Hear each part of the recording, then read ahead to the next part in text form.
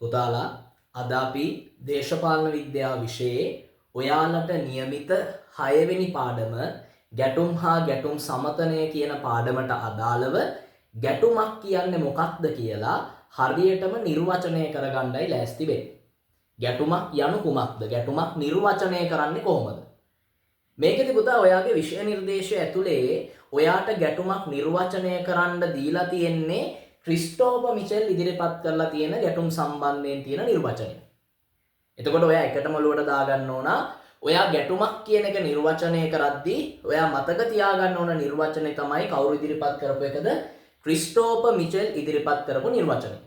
පැහැදිලිද? එතකොට ක්‍රිස්ටෝෆර් මිචෙල්ට අනුව ගැටුමක් කියන්නේ මොකක්ද?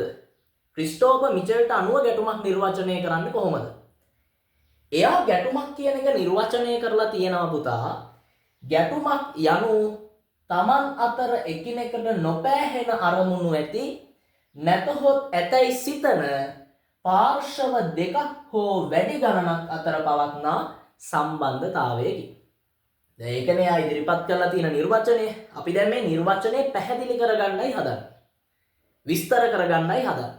එතකොට ඔයා එකටම තේරුම් ගන්න ඕන පුතා ක්‍රිස්ටෝෆර් මිචෙල් කියනවා ගැටුමක් කියන්නේ මිනිස්සු අතර තියෙන මොකක් කියලාද? සම්බන්ධතාවය. ඒ කියන්නේ ගැටුමක් කියන්නේ මිනිස්සු අතර තියෙන සම්බන්ධය. පැහැදිලි? ඔයා හිතන්නකෝ ඔයා කවදාවත් හම්බෙලා නැති මිනිස්සෙක්ව හම්බෙලා මොන හරි ප්‍රශ්නයක් වෙලා එයා එක්ක ගැටුමක් හදා ගන්නවයි කියලා. ඔයා හිතන්න නිකන් ඔයා පාරේ යනවා තව මිනිස්සෙක් පාරේ ඇවිදගෙන එනවා. ඔයාලා දෙන්න නිකන් අහක බලන් යන නිසා එකට හැප්පෙනවා. හැප්පුණාට පස්සේ එයාටත් තරහ යනවා, ඔයාටත් තරහ යනවා. ඔයාලා දෙන්න ගහ ගන්නවා එතන පාරේ. ඊට පස්සේ කවුරු හරි ඇවිල්ලා බේරලා ඔයාලා දෙන්නවා බේරලා යවනවා. හැබැයි මේ මිනිස්සයා ඔයා කලින් දන්න මිනිස්සෙක් නෙමෙයි. අර හැප්පුණ නිසා තරහ ගිය නිසා හම්බෙන් මරාගත්තා එතන. හැබැයි පස්සේ දවසක ඔන්න මාස 2-3කට පස්සේ ඔයා මේ මිනිස්සයා ආයේ කොහෙද හරි දකිද්දී ඔයාට එනවනේ මේ එදා මං අර ගහගත්තු ගැටුම ඇති කරගත්තු මිනිස්සයානේ ඉන්නේ කියලා. බලන්න එතකොට ඔයයි මේ මිනිස්සයයි අතර සම්බන්ධතාවයක් හැදිලා තියෙන්නේ මොකක් නිසාද? ගැටුම නිසා. ඒතර ගැටුමක් කියන්නේ එක්තරා ආකාරයකට මිනිස්සු අතර තියෙන මොකද්ද? සම්බන්ධතාවය. ඒක හොඳ සම්බන්ධයක් වෙන්නත් පුළුවන්, නොවෙන්නත් පුළුවන්. නමුත් එකටම ඔලුවට දාගන්න ගැටුමක් කියන්නේ මිනිස්සු අතර තියෙන සම්බන්ධයක්. පැහැදිලි? ඊළඟට අපි කියනවා දැන් මේ අපි මුලට ආපුවම කියනවා ගැටුමක් කියන්නේ Taman අතර එකිනෙකට නොපෑහෙන අරමුණු ඇති නැතහොත් ඇතයි සිතන. මෙහෙමනේ පුතා. සාමාන්‍ය ගැටුමක් ඇති වෙන්නේ නොපෑහීමක් ආවොත්නේ. නොපෑහීමක්, නොගැලපීමක් ආවොත්නේ ගැටුමක් ඇති වෙන්නේ. හරිද? දැන් උදාහරණයකට ඔයා මෙහෙම හිතන්න. ඔයා මෙහෙම හිතන්න නිකන්. ඔයාලගේ ගෙදර අය විනෝද චාරිකාවක් යන්න තීරණය කරනවා. නංගි කියනවා යාපනයේ යන් කියලා විනෝද චාරිකාව. ඔයා කියනවා නෑ නුවරඑළියට යන් කියලා.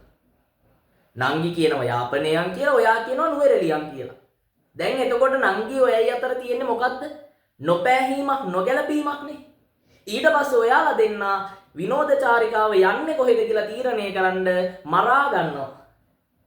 මොකද නංගි කියනවා යාපනයේ යන් කියලා, ඔයා කියනවා නුවරඑළිය යන් කියලා. ඔයාලා දෙන්න අතර නොපෑහීමක්, නොගැලපීමක් ඇවිල්ලා තියෙන්නේ. ඒ ආපු තැන තමයි ගැටුමක් ඇති වෙන්නේ. එතකොට මෙතන කියනවා Taman අතර එකිනෙකට නොපෑහෙන අරමුණු ඇති නැතහොත් ඇතැයි සිතන. ඒ කියන්නේ සමහර වෙලාවට අපිට කායකවත් නොගැලපීමක් වෙලා නැහැ.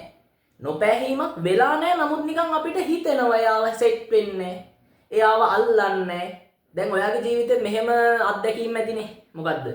දැන් සමහර මිනිස්සු ඉන්නව නේද? ඔයාට කිසි වැරද්දක් කරලා නැහැ. හැබැයි ඔයාට පේන්න බෑ.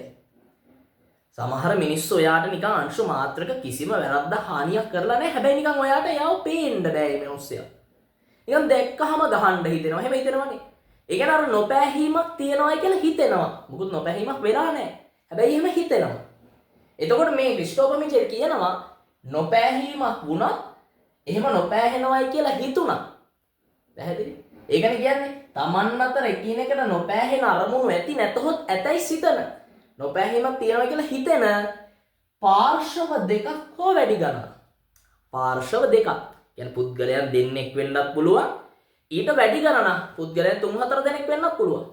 නැත්නම් සමාජ කණ්ඩායම් තනි පුද්ගලයෝ විතර නෙමෙයි කණ්ඩායම් දෙකක් වෙන්නත් පුළුවන් වැඩි ගණනක් වෙන්නත් පුළුවන් රටවල් දෙකක් වෙන්නත් පුළුවන් රටවල් 3-4ක් වෙන්නත් පුළුවන් ඒ කියන්නේ පාර්ශව දෙකක් හෝ වැඩි ගණනක් අතර පවත්නා මොකද්ද සම්බන්ධතාවයක් තමයිලු ගැටුමක් කියලා කියන්නේ.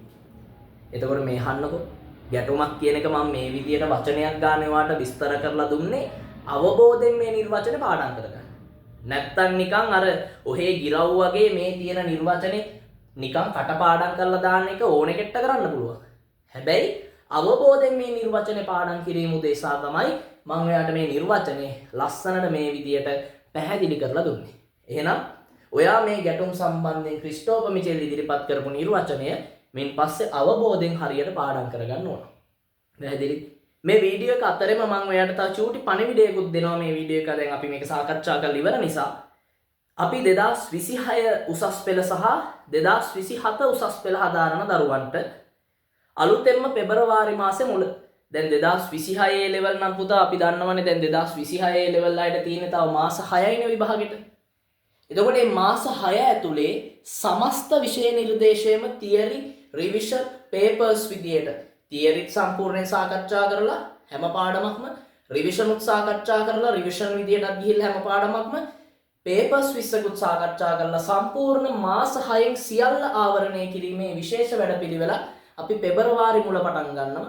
ඒ විතර නෙමෙයි 2027 උසස් පෙළ හදාරන දරුවන්ට මුල ඉඳලා සම්පූර්ණ තියරි පන්තිය පළමු එකක ඉඳලා තියරි පන්තියකුත් අපි පෙබරවාරි මුල ආරම්භ කරනවා. ඒකට සම්බන්ධ වෙන්න කැමති දරුවෝ ඉන්නවනම් මේක ඔන්ලයින් යන්නේ සම්පූර්ණයෙන්ම නිබන්ධන ගෙදරට එවනවා රෙකෝඩින් දෙනවා. හරි මේ වැඩසටහනට සම්බන්ධ වෙන්න කැමති දරුවෝ ඉන්නවනම් වැඩි විස්තර දැනගන්න 0.76යි 403යි 4004 කියන අංකයට WhatsApp පණිවිඩයක් යොමු කරලා ඔයාට මේ සම්බන්ධයෙන් විස්තර දැනගන්න පුළුවන්. ඒ වගේම තමයි අපි WhatsApp channel එකක් අරන් යනවා. ඒක MCQ සාකච්ඡා කරනවා. ඒ WhatsApp channel එකේ link එකත් මම description එකේ දානවා. ඒකටත් add වෙන්න. එතනදී ඔයාට නොමිලේ සම්මන්ත්‍රණ සහ MCQ සාකච්ඡාවන් වලට WhatsApp channel එක හරහා සම්බන්ධ වෙන්න පුළුවන්. එහෙනම් අපි අලුත් වීඩියෝ එකකින් හම්බෙමු. හැමෝටම ආයුබෝවන්.